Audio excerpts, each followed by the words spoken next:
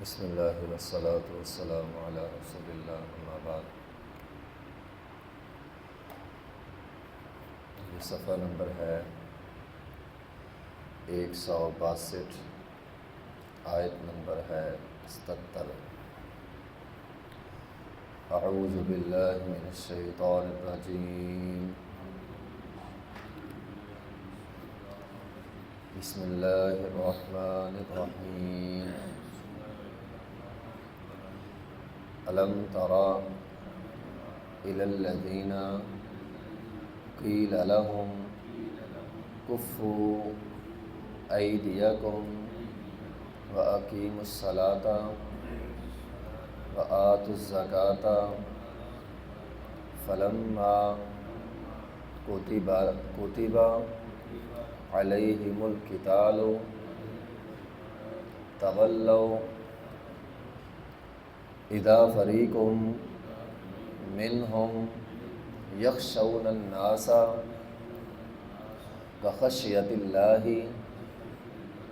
او اشد خشیہ وقالوا ربنا لم كتبت علینا القتال لولا اخرتنا الى اجل قریب قل متاع الدنیا قلیل والآخرۃ خیر لمن اتقى ولا تظلمون فتیلا۔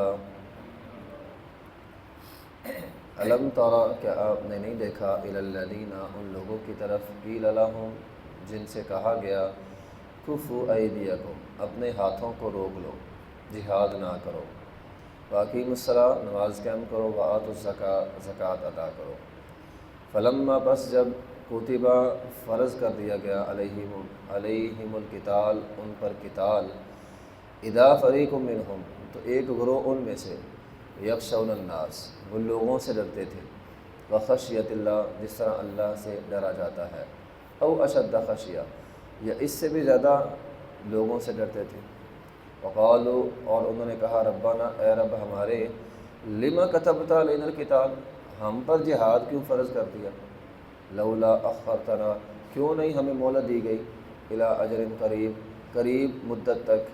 قل، اے پیغمبر آپ کہہ دیں، متاع الدنیا قلیل، دنیا کا فائدہ تو تھوڑا ہے، والآخرۃ، اور آخرت، خیر، بہتر ہے، لمن اتقى، اس شخص کے لیے جو ڈر جائے، ولا تظلمون فتیلا، اور وہ ظلم نہیں کیے جائیں گے، فتیلا، کھجور کی گٹھی کے دھاگے کے برابر بھی۔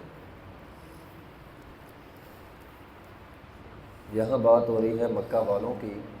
مکہ میں جب اسلام کی ابتدا ہوئی، مشرکین بہت ظلم کرتے تھے، ان کے ظلم سے تنگ آ کر بعض صحابہ کرام نے نبی علیہ الصلوۃ والسلام سے جہاد کی اجازت مانگی، مگر نبی علیہ الصلوۃ والسلام نے فرمایا، ابھی مجھے جہاد کا حکم نہیں ہوا، اس لیے کیا کرو، نماز پڑھو، صدقہ خیرات کرو۔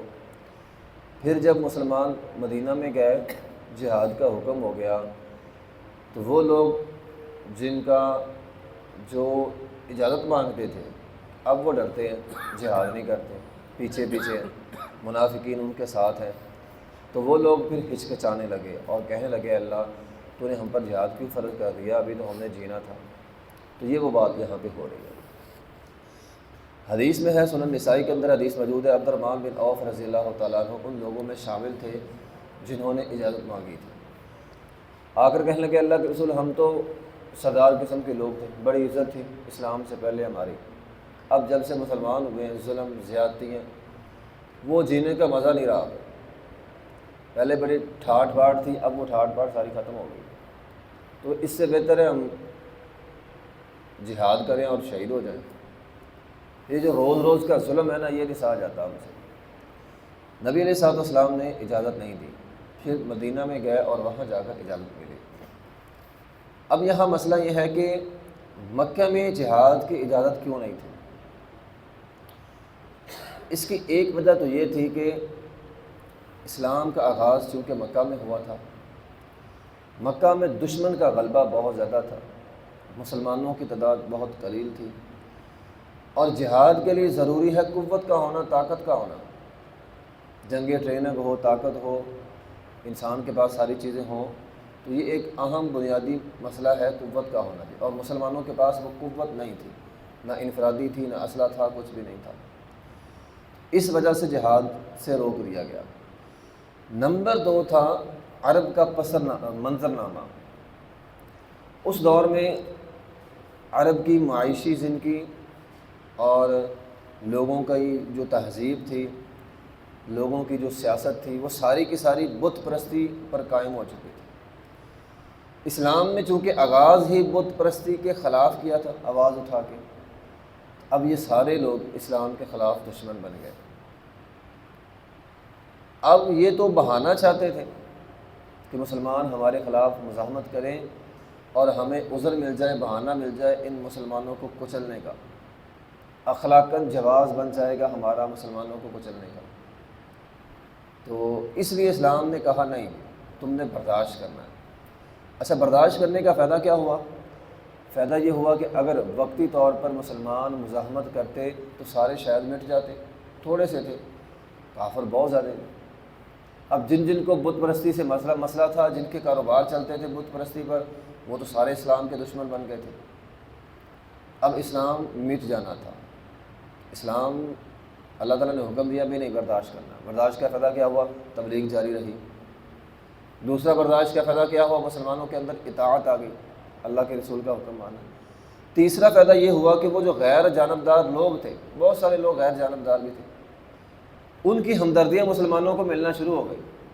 اب شیب ابی طالب میں دیکھ لیں، 3 سال مسلمان قید رہے، بہت سارے لوگ مکہ کے تھے، وہ جا کر کھانا دیتے تھے، حالانکہ کافر تھے۔ وہ خود ابو طالب جو ہے وہ نبی صلی اللہ علیہ وسلم کے ساتھ تھا، کافر تھا لیکن ساتھ تھا۔ تو غیر جانبدار لوگوں کی ہمدردیاں مسلمانوں کو جو ہے وہ ملتی گئیں۔ تو بہرحال جب نبی علیہ الصلوۃ والسلام مدینہ گئے اور پھر جا کر یہ جہاد کا حکم نازل ہوا، تو الم تر الی الذین قیل لہم، کہ آپ نے نہیں دیکھا، یعنی علمی اعتبار سے نہیں دیکھا ان لوگوں کی طرف، کفوا ایدیکم، جنہیں کہا گیا جہاد سے رک جاؤ، واقیموا الصلاۃ، نماز قائم کرو، وآتوا الزکاۃ، اور زکوٰۃ ادا کرو۔ نماز مکہ میں نہیں تھی، جس طرح 5 فردی نمازیں ہیں اس طرح نماز مکہ میں نہیں تھی۔ ہاں نفلی نمازیں تھیں، پراپر نماز معراج کی رات نازل ہوئی ہے۔ تو جس طرح فردی 5 نمازیں مکہ میں نہیں تھیں، عام نماز تھی، نفلی نماز تھی، کوئی خاص وقت مقرر نہیں تھا، اسی طرح زکوٰۃ بھی پراپر مکہ میں فرض نہیں تھی، ہاں نفلی صدقہ و خیرات تھا۔ تو مسلمانوں کو حکم دیا گیا تہاں 3 کام کا، فرمایا صبر کرو، نماز پڑھو اور نفلی صدقہ و خیرات کرو۔ تو یہاں ہمارے لیے نصیحت ہے، جب انسان پر مشکل حالات آ جائیں نا، بندے کو یہ 3 کام کرنے چاہیے، صبر کرے، نماز اور صدقہ و خیرات، اللہ تعالیٰ بندے کو مشکل سے نکال لیتے ہیں۔ تو جب جہاد فرض ہوا، یخشون الناس کخشیۃ اللہ، بعض لوگ ڈرنے لگے۔ آج بھی ہوتا ہے، لوگ اللہ سے کم ڈرتے ہیں، لوگوں سے زیادہ ڈرتے ہیں، لوگ کیا کہیں گے۔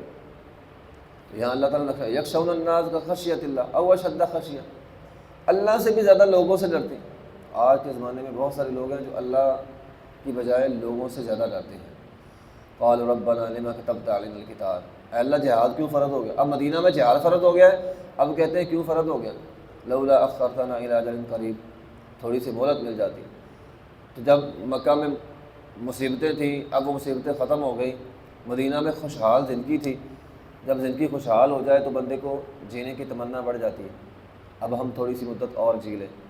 قل، کہہ دیجئے، متاع الدنیا قلیل، دنیا کا فائدہ بڑا تھوڑا ہے، دنیا کا فائدہ تھوڑا ہے۔ دنیا کی ہر چیز، دنیا کی بڑی سے بڑی نعمت آپ کو مل جائے، چند دن کے بعد آپ اس سے اکتا جائیں گے۔ دنیا کی ساری نعمتیں عارضی ہیں، مستقل نہیں ہیں۔